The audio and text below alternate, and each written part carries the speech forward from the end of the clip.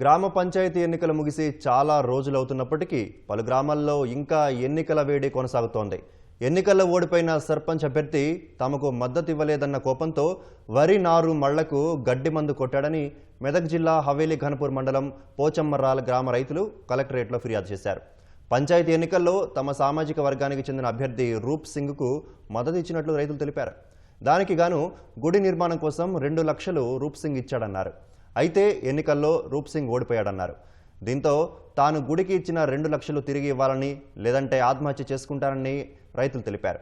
అయినప్పటికీ వారు స్పందించకపోవడంతో తమ వరి నారు మళ్లకు గడ్డి మందు కొట్టించారని ఆరోపించారు. దీని నారు అంతా చనిపోయిందని, సుమారు 110 ఎకరాల్లో నాట్లు వేయలేని పరిస్థితి నెలకొందని వాపోయారు. నిందితునిపై కఠిన చర్యలు తీసుకోవాలని రైతులు కోరారు.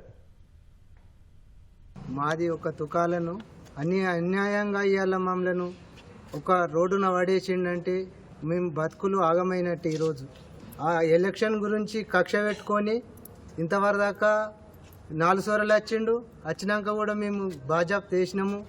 అడిగినాక కూడా అందరు వేసినామంటే కూడా ఈరోజు మేము ఏంటికి ఇవ్వని భయ్, నీ పైసలు మేము బాజాబ్ వేసినాము, ఏంటికి ఇవ్వని అంటే కూడా ఇవ్వకపోతే నేను ఆత్మహత్య చేసుకుంటా అని అన్నాడు. కూడా ఈరోజు రాత్రి వచ్చి అర్ధరాత్రి వచ్చి తుకాలకు గడ్డి మంది కొట్టి అయినా కూడా ఇవాళ మా బతుకులు ఆగం చేసిందంటే ఇది అన్యాయం కాదు.